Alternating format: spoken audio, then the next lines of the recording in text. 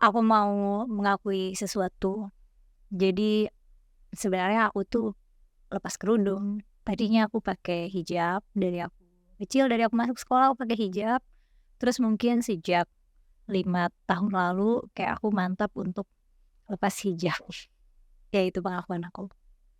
Aku juga mau ngaku, dulu aku sempat pakai hijab dari SMA sampai kuliah, lalu pas awal kerja aku udah nggak pakai hijab lagi. Oke, disclaimer, ini kita bakal ngomongin pengalaman personal kita yang tidak mewakili kelompok apapun atau ya kita tidak merepresentasikan siapapun. Ya, kita cuma sharing dari perspektif personal kita berdua. Jadi, Fani kenapa lepas jilbab? Mungkin sebelum ke situ pertanyaan lebih awal, kenapa pakai hijab? Oke, kenapa? Siapa duluan? Fani duluan. Fani duluan. Oke, kalau dari aku, kebetulan waktu itu aku masuk SMA yang lumayan religius. SMA Islam. Enggak, padahal itu SMA negeri biasa. Oke. Cuman kebetulan aja di situ agak religius, agak konservatif. Teman-temanku pada berhijab. Jadi Dan guru-gurunya juga kali ya? guru-gurunya juga. Jadi saat itu justru keinginan untuk berhijab itu dari diri sendiri. Jadi kayak merasa Dapat hidayah. Dapat merasa penjelasan. terpanggil itu teman-teman gue pakai hijab. Nggak ada yang nyuruh sih. Nggak ada yang ngajak dan nggak ada peer pressure juga, misalnya kayak kelompok yang berhijab jadi lebih spesial gitu, enggak. Cuma Nggak didiskriminasi karena nggak pakai hijab. cuman karena kebanyakan pakai hijab kayaknya gue harus berhijab, kayaknya pengen berhijab deh gitu. Itu karena masih remaja dan pengen fit. Bisa jadi. Dan akhirnya itu dari aku, dan aku bilang ke mamaku, "Ma, Fani mau berhijab." "Oh ya udah, ayo kita bikin seragam baru," gitu kan, seragamnya beda Oh gitu, iya, benar-benar. panjang. Nah ya udah gitu, itu kenapa gue bisa berhijab. Dan dari reaksi Mama Fani udah kayak, "Ayo kita bikin seragam baru." Nggak ada kayak, wah selamat, atau kayak, "Hah, kenapa?" gitu, atau concern? Enggak, kayak santai aja. Oh ya udah gitu, yuk berhijab. Karena mungkin mamaku juga saat itu ngelihat ya sekolah ini emang religius, dan kebanyakan ya mungkin di kotaku juga secara umum juga konservatif gitu ya. Dan aku dari SD, SMP, SMA, di SMA di sekolah negeri yang agak homogen kan gitu. Jadi mungkin mamaku juga nggak terlalu kaget lah gitu. Ya udah, mungkin nih anak udah saatnya berhijab, ya udah ayo dibantu gitu. Itu pengalaman aku jadi berhijab. Dan setelah pakai hijab rasanya lebih adem. Karena udah agak lupa sih sebenarnya perasaannya gimana. Cuman apa ya? Ada nggak ya? Lupa gue kalau gitu ditanya itu. Lupa beneran. Kayaknya itu sekolahnya udah lama banget ya. Ya ketahuan umur deh. Nah, kalau Mela sendiri kapan? Gimana ceritanya Mela jadi berhijab? Karena masuk pesantren. Jadi aku masuk pesantren dari kelas 1 SD. Ya SD, SMP, SMA di pesantren. Terus kuliahnya juga di kampus Islam. Aku kuliahnya studi Islam. Awal karir aku juga guru ngaji. Jadi kayak ini jarang mungkin yang tahu ya. apa? Mungkin pengikut yang audiens Mela dari lama udah tahu, tapi Mela ini punya sertifikasi kredensial untuk menjadi seorang ustazah. Despite her looks kayak gini sekarang. Jadi kayak emang dari kecil ya udah kenalnya sama hijab gitu ya. Iya, apalagi ya keluarga aku juga religius, terus lingkungan pendidikan aku juga religius. Jadi kayak aku justru nggak punya alasan untuk nggak berhijab. Meskipun pengennya nggak berhijab. Dari waktu kecil tuh kalau lagi liburan sekolah, aku pengennya di rumah. Maksudnya kalau lagi jalan-jalan keluarga atau apa, aku nggak pakai kerudung. Dan biasanya orang tua aku kayak biasa aja. Meskipun kadang-kadang ibu aku nyatu, kok kerudungnya nggak dipakai? Nanti aku kasih alasan simpel kayak gerah, kerudungnya kotor, males, dan nggak ditanya lebih lanjut ya karena masih kecil, remaja juga gitu. Ya. Oke. Berarti Mela tumbuh berhijab. Bener, aku grow with hijab, tapi sekarang aku udah outgrow hijab. It's like emo face gitu, Mom, it's just a face gitu. Emo ini hijab. Tapi kan Fani kan berhijab dari remaja ke yang adult lah ya, ke Mhm, remaja dewasa. mhm, mhm. Itu kenapa dilepas? Nah itu pertanyaan utamanya ya. Pertanyaan utamanya. Jadi, aku di SMA dengan lingkungannya seperti itu, yang konservatif seperti itu, aku masuk kuliah lingkungannya berbeda. Jadi aku tuh, anak rantau, gue, dari Sumatera, terus, kuliah di Pulau Jawa. Nah itu merasakan banyak sekali cultural shock. Oke. Nah selain cultural shock juga banyak beban mental. Ya buat teman-teman yang pernah ngerasain jadi anak rantau atau sekarang jadi anak rantau pasti ngerasain lah beratnya perjuangannya anak rantau, belum lagi beban akademisnya, belum lagi, ini ya beban mental seorang remaja trying to fit in yang adult mencari identitas gitu. Jadi waktu itu tuh, beban mentalnya banyak, terus lingkungannya juga udah berbeda. Aku terekspos dengan berbagai sudut pandang apalagi aku banyakan mainnya tuh sama anak-anak Jakarta gitu ya, mungkin mereka jauh lebih progresif gitu ya. Jadi banyak benturan-benturan identitas, banyak cultural shock, tambah dengan beban-beban mental lain. Nah, justru yang mengusulkan pertama kali aku lepas hijab, itu adalah papaku. Gimana cara ngusulnya? Mungkin waktu itu, aku sempat stres kan dengan banyak beban mental itu, terus papaku tuh bilang, aku masih ingat banget kata-kata papaku, "Fani, Fani kayaknya auranya lebih keluar ya kalau lepas hijab," gitu. Kenapa papa kamu keren sekali? Jadi, pas aku mendengar itu kayak itu justru jadi kayak sejuk bagi aku. Karena aku jadinya, punya apa ya, jadi aku bisa meletakkan dulu deh. Nah saat itu Jadi kayak itu beban mental yang bisa kayak dimasukin lemari dulu. aku meletakkan dulu beban mental yang ini sambil aku merapikan diriku dengan beban mental yang lain. Karena untuk, sebagai seorang hijabers itu kan punya, apa ya, punya tanggung jawab sendiri gitu kan ketika Ada kita ekspektasi masyarakat. gitu, di mana kalau udah pakai hijab berarti harus berperilaku sedemikian rupa menurut koridornya masing-masing dan kita kayak jadi merepresentasikan sebuah, agama dan keimanan kita Bener, gitu. jilbab tuh kayak cetakan menurut aku, kayak cetakan identitas, kayak cetakan personality. Kalau misalnya berhijab, kamu expected untuk seperti ini dan seperti ini, seperti ini gitu. Jadi, bagi aku saat itu tunggu dulu deh, gue masih banyak masalah yang lain, masih banyak beban mental lain, dan gue sebagai dewasa muda sedang mencari identitas, bereksplorasi, kayaknya gue letakkan ini dulu sementara, ya udah akhirnya dengan restu orang tua. Enak ya dia orang tua. Itu ini banget sih, itu ngebantu banget jadi kayak biasanya kita mikirnya, "Aduh gimana atau kata keluarga," gitu Iya. kan, tapi dengan dikasih lisensi ke kebebasan itu, ya udah aku jadi, bisa lebih terbuka lagi, bisa fokus ke beban mentalku yang lain saat itu, gitu. Kalau Mela? Ini emosional guys, emosional. Iya, diasuh itu keputusan berat, serius, dan emosional. Jadi kayak aku selalu ngerasa aku nggak suka pakai jilbab. Jadi kadang-kadang misalnya aku suka ke Ancol kayak tengah malam, aku cuma pengen nggak pakai jilbab, pengen ada angin gitu. Pokoknya intinya aku nggak betah pakai jilbab tuh, aku nggak suka. Tapi aku nggak bisa keluar dari jilbab karena itu part of my identity gitu. Aku tanpa Karena jilbab bener. seumur hidup ya itu gitu. Nah, udah gitu ditambah lagi aku adalah ustazah lokal. Kayak gimana caranya aku buka kerudung. Terus aku mikirnya kalau aku buka kerudung, aku akan lose people trust. Maksudnya siapa yang mau ngaji? Kan aku guru ngaji, siapa yang mau ngaji sama Mela nih tahfiz Quran guys. Kalian kasih ayat apapun dia bisa langsung sambungin saat itu juga.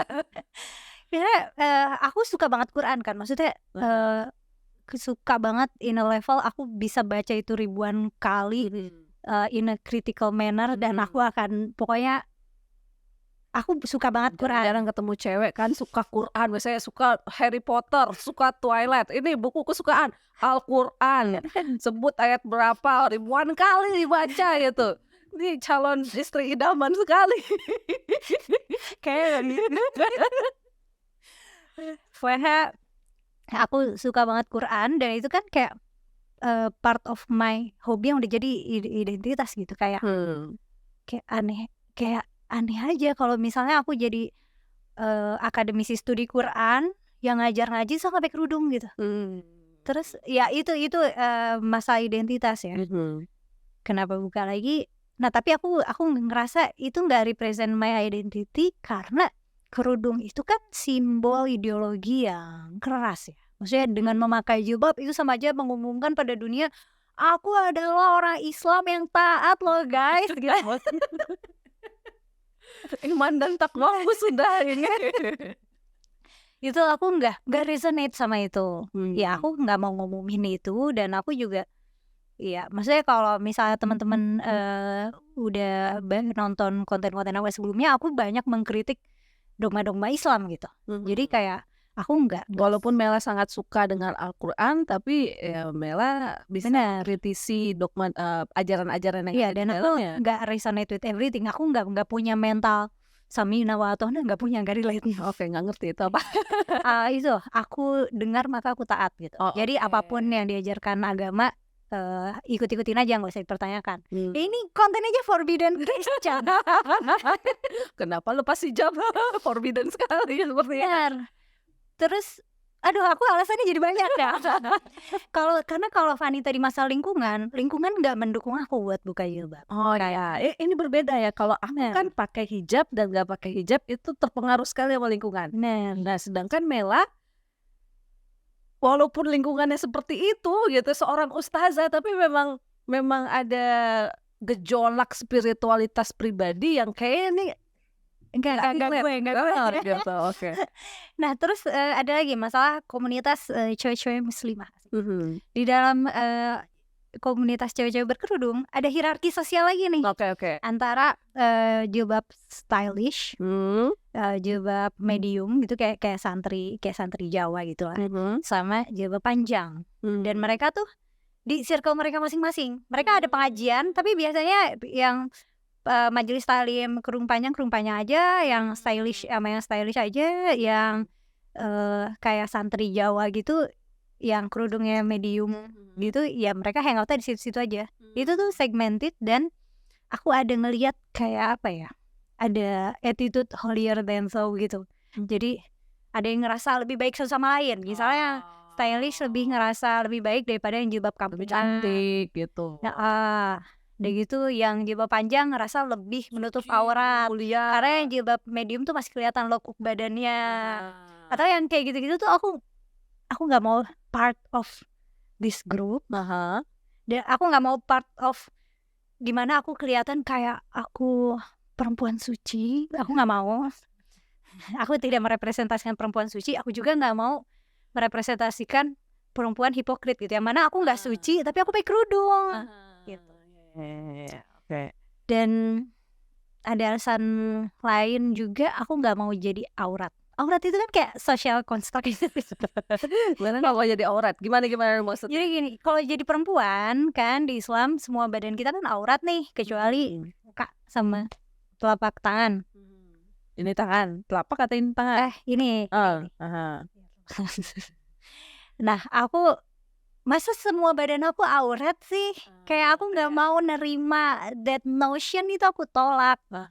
Dan sebagai perempuan berkerudung, kalau rambut kayak keluar ada yang ngingetin, atau kalau misalnya bajunya ketat dikit ada yang ngingetin terus, ya mungkin karena mereka ngelihat aku pakai kerudung, ya berarti kan aku ngikutin aturan berkerudung. Tapi kan sebenarnya aku cuek, tapi diingetin kayak gitu terus tuh sebel. Atau kadang diomongin juga, misalnya kayak pakai kerudung tapi make upnya tebel gitu, atau pakai kerudung tapi apa gitu. Udah nggak tahu aja nih tahfiz Quran, ustazah gitu kan. Terus sholat duhanya berapa kali, tahajudnya berapa kali gitu. Nah, tapi that's the thing gitu. Jadi hijab itu jadinya kayak embel-embel di luar. Tapi kan kita nggak tahu sebenarnya di belakangnya kayak gimana gitu kan. Aku nggak pernah nemu orang lain yang kayak sekali sholat 5 halaman karena sekalian murojaah. Aku waktu itu sekalian murojaah gitu. Jadi ngulang hafalannya pakai sholat. Nah, tuh. Itu karena aku suka banget sama Quran ya. Tapi sebenarnya dibalik semua alasan kenapa buka kerudung, alasan yang paling penting adalah aku ngerasa aku lebih cantik tanpa kerudung. Itu alasan yang paling penting. Kayak penting, kayak rambut aku cantik guys. Padahal banyak yang bilang, "Oh setelah berhijab kamu makin cantik," gitu. Tapi Mela merasakan sebaliknya gitu. Kayak kalau pakai hijab jadi adem, kalau buka hijab panas. Lebih hot gitu. Itu alasan paling penting sih sebenarnya, kayak aku lebih suka aku yang nggak pakai hijab. Gitu. Ini Ya alasannya egois. dalam satu video kenapa lepas hijab dan aku suka Quran. Kalian akan menemukan 2 keyword yang kontradiktif itu dalam satu video ini. Makanya aku aneh banget ya. Iya benar, iya itu aneh benar. Tapi sebenarnya Fani takut nggak sih sama kayak reaksi orang, reaksi teman-teman, keluarga tadi yang dukung ya? Soalnya kalau misalnya kayak artis-artis nih ya, kalau ada yang pakai kerudung atau buka kerudung tuh kayak publik hebohnya kayak unnecessary gitu. Kayak kalau pakai hijab, oh ya jadi tambah cantik, jadi adem, auranya keluar apa gitu. Terus kalau buka kerudung pada kayak pada marah, Iya. pada kecewa. Ya, mungkin karena memang dari awal mungkin aku masuknya tuh kalau ada kategori tadi itu aku hijab abangan kali. Abang gitu ya, ambangan gitu kan. Jadi kebetulan nih teman-temanku yang dari SMA itu yang pas SMA memutuskan untuk berhijab, pas kuliah banyak juga yang lepas Mel. Oke. I'm not the only one gitu. Nah kalau dari keluarga kan ya udah kan malah ngedukung gitu. Pas akhirnya aku buka hijab, aku kuliah semester akhir teman-temanku lihat, hah buka, oh buka, udah gitu doang. Udah gitu aja gitu, nggak yang gimana-gimana gitu. Terus ya udah aku akhirnya melanjutkan hidup, menyelesaikan masalahku, melakukan eksplorasi, mencari jati diri, dan aku juga punya perjalanan spiritual sendiri. Jadi kayak ya untuk diriku kebetulan aku nggak tahu lah ini beruntung atau nggak beruntung ya. Jadinya ya biasa aja gitu.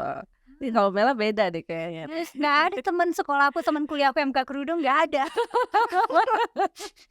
Yang malah makin panjang. Makin Nggak tertutup. juga sih, tapi istiqomah. Karena kalau di teman kuliah kebanyakan hafal Quran juga. Ya teman-teman sekolah ya teman lulusan pesantren juga gitu. Jadi kayak yang buka kerudung tuh jarang banget, dan kalau ada yang buka kerudung pasti jadi bahan omongan. benar. Jadi keputusan untuk buka kerudung tuh berat. Belum lagi keluarga besar. Dan belum lagi masyarakat sekitar tuh. Ya apalagi Mela punya titel kan. Mela tahfiz Quran, guru ngaji, ustazah. Jadi sebenarnya secara lingkungan aku benar-benar ada rasa takut orang reaktif. Ternyata pas aku buka kerudung benar pada reaktif. Tapi rasa happy karena aku ngerasa aku tanpa kerudung itu lebih merepresentasikan identitas aku. Itu lebih gede ya rasa happy. Tapi hal yang paling reaksi yang paling gak enak yang pernah Mela alami apa? Enggak. Mungkin yang paling emosional pasti dari keluarga sih. Ada dibilangin apa gitu yang menyakitkan atau gimana? Anda tolong jangan bikin saya menangis. Tidak sebapak ya. Saya hadir di sini ceritanya mau meringankan, kan meringankan beban emosional. Ternyata karena sebenarnya lagi-lagi nggak seberapa sama rasa senengnya sih. Tapi rasa takut dialienasi itu ada. Ternyata emang kejadian, tapi dampak secara mental tuh nggak terlalu signifikan gitu. Dan aku juga biasanya bercandain aja. Kalau ada orang nanya serius gitu, kenapa buka kerudung? Bosan aku udah pakai kerudung. Atau malah tadi takut. iya, bosan. tapi biasanya aku nggak pernah jawabin serius sih. Biasanya kayak soalnya aku cantikan pakai kerudung gitu. Jadi harapan aku sih supaya yang nanya ketawa. Tapi biasanya enggak sih, yang terjadi yang malah makin marah. Iya. Ngeselin nih anak, ngeselin. Tapi mungkin nih yang apa ya, yang perlu jadi catatan penting itu sebenarnya keputusan pakai jilbab nggak pakai jilbab tuh harusnya kayak keputusan pribadi ya nggak sih, bukan keputusan publik. Nah itu dia sebenarnya mungkin bisa dibandingin ya antara pengalaman Mela dengan pengalamanku. Pertama lingkungan itu ngaruh banget.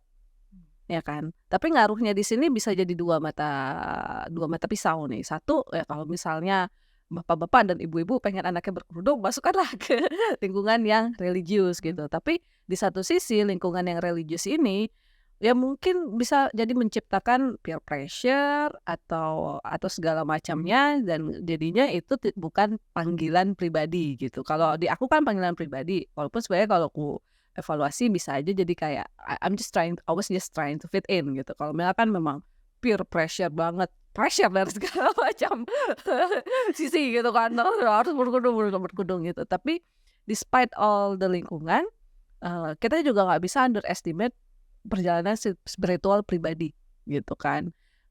Ya kayak Mela walaupun Mela berada di lingkungan religius, tumbuh di lingkungan religius, tetap panggilan itu, gejolak itu ada gitu. Dan aku juga ngerasain setelah aku lepas hijab gitu, aku juga punya perjalanan spiritual sendiri, aku membandingkan satu agama dengan agama lain dan ya sampai sekarang ya aku ngerasa aku nyaman dengan spiritualitasku. Aku merasa aku bisa menjaga standar moral secara umum dan pertanyaan apakah aku beriman, apakah aku bertakwa, Forbidden question.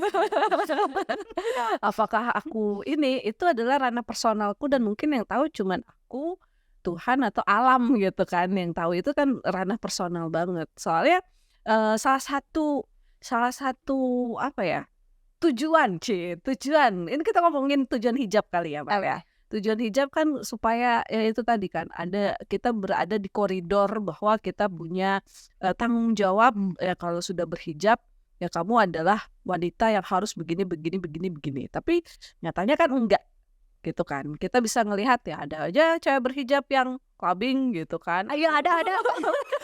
Clubbingnya pakai hijab lagi.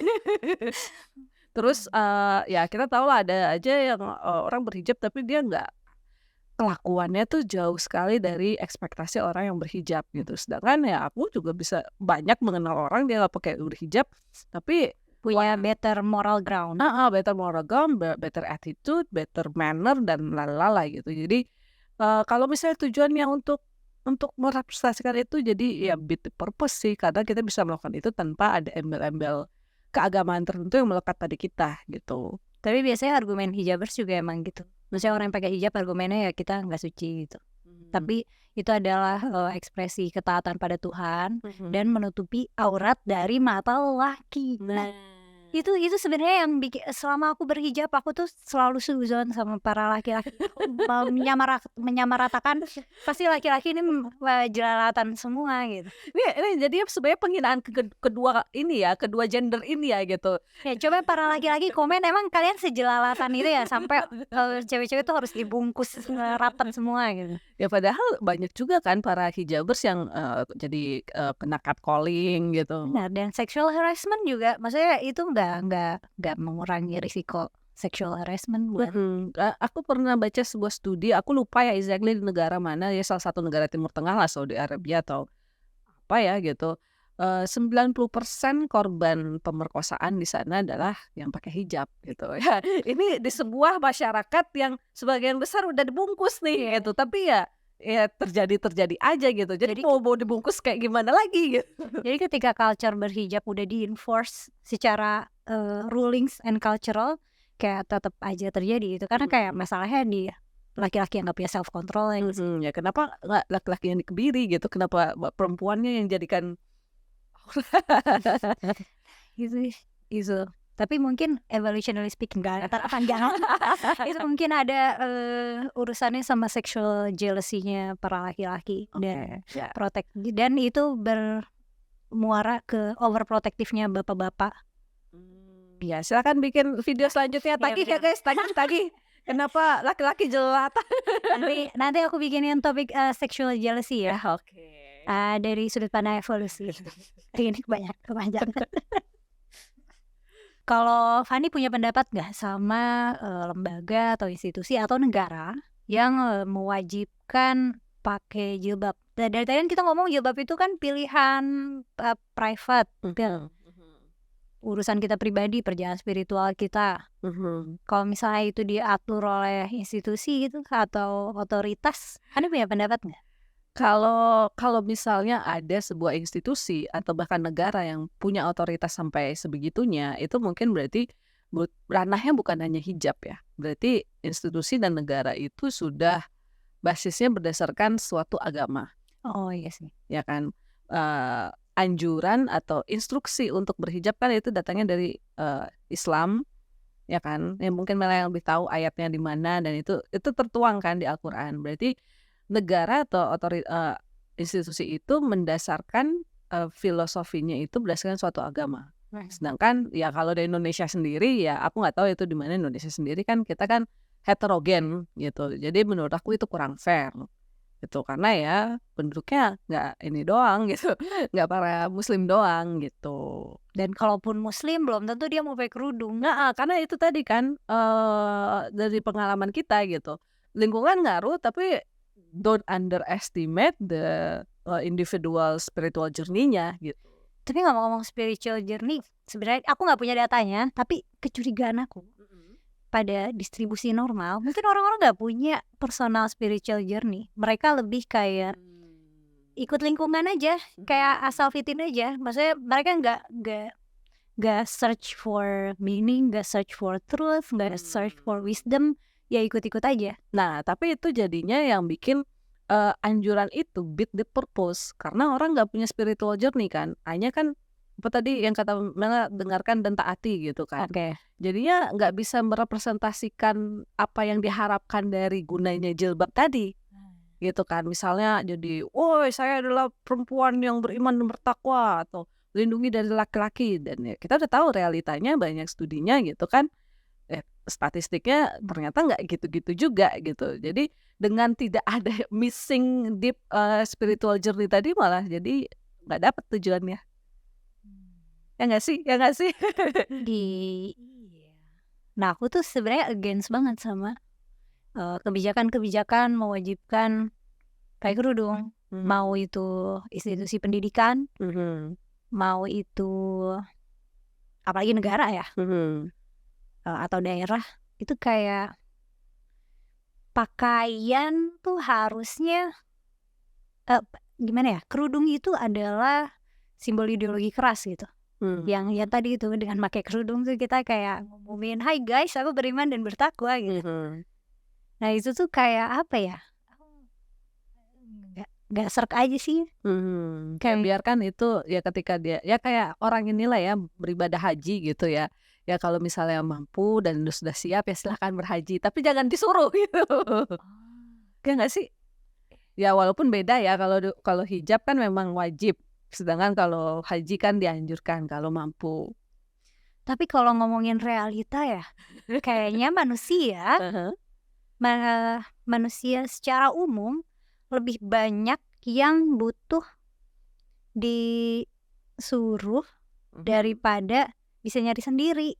Maksudnya itu kalau misalnya ada pasti kan udah kebayang kan masyarakatnya gimana. Nah karena banyak masyarakat yang justru nyarinya perintah praktis, pakailah kerudung gitu. Nah, dapat pahala masuk ya, surga. kalau misalnya itu memang datang dari institusi agamanya ya wajar dong karena kan itu memang perintah agama gitu. Tapi kalau kita bawa ini ke ranah publik gitu, ke ranah negara di mana dalam satu negara itu kan tidak hanya satu pemeluk agama saja. Nah, itu yang ku bilang jadinya kayak kok jadi kayak kurang fair gitu. Yang lain tuh jadi harus ya memang dia nggak memeluk agama itu, tapi kan kita tahu beberapa praktik di daerah tertentu jadi yang tidak memeluk Islam jadi mau nggak mau pakai kerudung juga gitu. Ya itu kan jadi diskriminasi juga jadinya. Gitu. Gitu guys. Jadi pertanyaannya adalah kenapa kamu nggak pakai kerudung? Kak. Jadi buat yang cewek-cewek, terutama yang muslim, kalian punya pengalaman yang mirip-mirip nggak kayak kita? Mungkin galau, apakah aku harus pakai kerudung, apakah aku harus buka kerudung, atau kamu punya kritik terhadap misalnya kebijakan wajib berkerudung, boleh tulis di kolom komentar.